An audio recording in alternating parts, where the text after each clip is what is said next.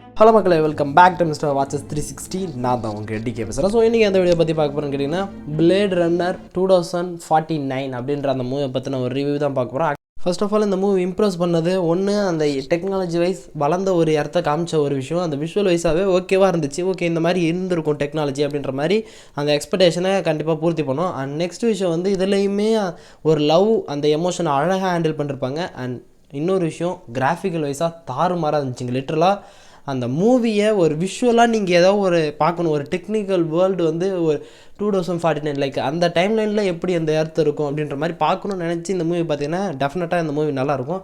ஆக்சுவலாக நானே லேட்டாக தான் பார்த்தேன் இந்த மூவி. செம்ம ஒரு குவாலிட்டியான ஒரு கிராஃபிக்ஸோட அண்ட் எமோஷன்ஸை அழகாக கன்வே பண்ணியிருப்பாங்கன்னு சொல்லலாம். அண்ட் இந்த மூவி வந்து ஒரு ஃபீல் குட் மூவி. ஸோ இதுதான் என்னை ஃபர்ஸ்ட்டு இந்த மூவி இம்ப்ரெஸ் பண்ண ஒரு விஷயம்னு சொல்லலாம். ஸோ இப்போது இந்த மூவிக்கான ரிவ்யூவை பார்க்கலாம் வாங்க. இந்த மூவி ஸ்டார்ட் ஆகிறதே ஒரு எக்ஸிஸ்டட் வேர்ல்டு, அதாவது மரம் செடிகள்லாம் இல்லாத ஒரு ஆர்டிஃபிஷியலாக இருக்கிற ஒரு வேர்ல்டுலேருந்து ஸ்டார்ட் ஆகுது. ஸோ அது மரம் செடிலாம் இல்லாதாட்டி வெதர் கிளைமேட்லாம் டக்கு டக்கு சேஞ்ச் ஆகி எனி டைமே மழை பெஞ்சிட்ருக்கிற ஒரு ஏர்த்தை தான் காமிக்கிறாங்க. அண்ட் அதில் கே அப்படின்ற ஏஜென்ட் கே அப்படின்றவர் தான் நம்ம ஹீரோ. அண்ட் இவர் வந்து ரிப்ளிகேன்னு சொல்லுவாங்க. ரிப்ளிகேட் மீன்ஸ் என்னன்னு பார்த்தீங்கன்னா ஆர்டிஃபிஷியலாக உருவாக்கப்பட்ட ஹியூமன்ஸ்ன்னு சொல்லுவாங்க. ஸோ மோஸ்ட்டாக அங்கே இருக்கிறவங்க எல்லாருமே அப்படி தான் இருப்பாங்க. அண்ட் நம்ம கேவோடைய வேலை என்னன்னு பார்த்தீங்கன்னா, அந்த ரிப்ளிகன்ஸில் கொஞ்சம் மனுஷங்களை மாதிரி நான் ஆகணும்னு சொல்லி அந்த எமோஷன்லாம் வந்து தனியாக அந்த ரிப்ளிகன்ஸை விட்டு அதை எதிர்த்து போராடுறாங்க பார்த்தீங்களா, அவங்கள கொல்கிற வேலையை தான் நம்ம ஏஜென்ட் கே பண்ணிக்கிட்டு இருக்கிறாப்புல. அண்ட் இந்த மூவியில் ஏஐ வைஸாகவும் டெக்னாலஜி வைஸாகவும் பயங்கரமாக இம்ப்ரூவ் ஆன ஒரு எக்ஸிஸ்டட் வேர்ல்டை தான் காமிச்சிருப்பாங்க. பட் ஆனால் இது எப்படி எக்ஸிஸ்ட் ஆச்சுன்றதுக்காக முன்னாடியே பிளேட் ரன்னர்னு சொல்லி ஒரு மூவி இருக்குதுன்னு நினைக்கிறேன். ஸோ அந்த மூவியை பார்த்தீங்கன்னா இன்னும் கிளாரிட்டியாக புரியறதுக்கான பாசிபிலிட்டி இருக்குது. நான் இன்னும் பார்க்கல. ஸோ டைம் இருக்கும்போது நீங்கள் செக் பண்ணி பாருங்கள். நானும் அந்த மூவியை பார்த்துட்டு உங்களுக்கு ரிவ்யூ போடுறேன். ஸோ அதில் வந்து எப்படி அந்த ஏஐ அந்த ரிப்ளிகன்ஸ்லாம் மூவ் ஆச்சு அப்படின்றத சொல்லிவிட்டு அண்ட் அதுக்கப்புறமா இந்த மூவி மூவ் ஆகும்னு நினைக்கிறேன்.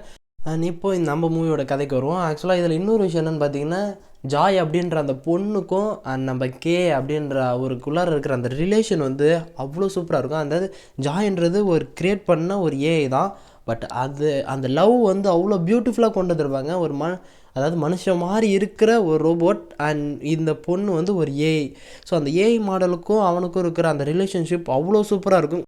என்ன தான் அது ஆர்டிஃபிஷியல் இன்டெலிஜென்ட்டாட்டி உருவாக்கப்பட்டிருந்தாலும் அந்த லவ்ன்றது ஆர்டிஃபிஷியலாக தெரியாது, அந்தளவுக்கு ப்யூராக இருக்கும். அண்ட் அந்த இடத்துல அவருக்கான அந்த எமோஷன் அந்த இடத்துல கட் ஆகும்போது அந்த ஒரு எமோஷன் அந்த கண்ணில் காமிச்சிருப்பார். அது உண்மையிலுமே வேறு மாதிரியான ஒரு எக்ஸ்ப்ரெஷன். அது படம் ஸ்டார்ட் ஆகிறது நம்ம வந்து ஒருத்தனை அழிக்கிறதுக்காக போகிறாரு. அதாவது ரிப்ளிகன்ஸாக இருந்து இப்போ ரிப்ளிகன்ஸாக இருக்க மாட்டேன்னு சொல்லி அகேன்ஸ்டாக இருக்கிற ஒரு ஆளை அவனை போட்டு தள்ளிட்டு அந்த எவிடன்ஸ் எதாவது அவனை கொண்டுட்டன்றதுக்கான எவிடன்ஸோட அந்த பாஸை பார்க்க போகும்போது வெளியிலேருந்து ஒரு பாக்ஸ் ஒன்று எடுத்துகிட்டு போவார். அது பாக்ஸுக்குள்ளார என்ன இருக்குன்னு பார்த்தீங்கன்னா அந்த எலும்பு இருக்கும், அதாவது ரெப்ளிகன்ஸோட எலும்பு.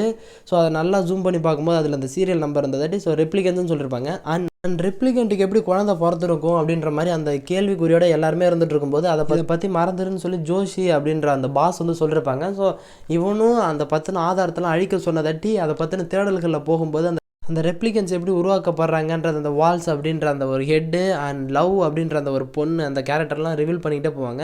அண்ட் தேடல் உண்மையாலுமே சூப்பராக இருக்கும். இதுக்குமேட்டுக்கு அந்த கதையை மூவ் பண்ண ஸ்பாய்லர் அதிகமாகிடும். ஸோ நீங்கள் கண்டிப்பாக ட்ரை பண்ணி பாருங்கள். ட்ரை பண்ணுறதுக்கு ஒர்த்தான மூவி. அண்ட் நிறைய இடத்துல இந்த மூவியை பார்த்துருப்பீங்க. ஏன்னா நிறைய மீம் மெட்டீரியல்ஸில் இந்த மூவிக்கான அந்த கிளிம்ஸஸ் அதிகமாக யூஸ் பண்ணியிருப்பாங்க. ஒரு சயின்ஸ் ஃபிக்ஷனான ஒரு மூவிக்குள்ளார ஒரு எமோஷன் அண்ட் அந்த ரெப்ளிகன்ஸுக்குள்ளார அந்த எமோஷன்ஸ் அழகாக கன்வே பண்ணியிருப்பாங்க. அதாவது ஆர்டிஃபிஷியலாக என்ன தான் உருவாக்கியிருந்தாலும் பட் அவனுக்குள்ளார இருக்கிற அந்த எமோஷனை அழகாக ஹேண்டில் பண்ணி அண்ட் அவனுக்கு எந்த மாதிரிலாம் ஒரு விஷயமும் அவனை அஃபெக்ட் பண்ணுது அப்படின்ற மாதிரி அவ்வளோ சூப்பராக கொண்டு போயிருப்பாங்க.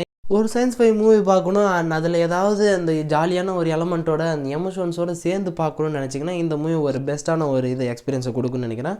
ஸோ இந்த மூவியை மறக்காமல் ட்ரை பண்ணி பாருங்கள். அண்ட் பார்த்தவங்க இந்த மூவி உங்களுக்கு எந்த மாதிரியான எக்ஸ்பீரியன்ஸை கொடுத்துச்சுன்றதை மறக்காமல் கீழே கமெண்ட் பண்ணுங்கள். ஸோ ஓகே கைஸ், இதோட இந்த வீடியோ முடிச்சுக்கலாம். நெக்ஸ்ட் ஒரு ஆசமான வீடியோவில் மீட் பண்ணுறேன். அது வரைக்கும் ஒரு சின்ன பிரேக் வரட்டா.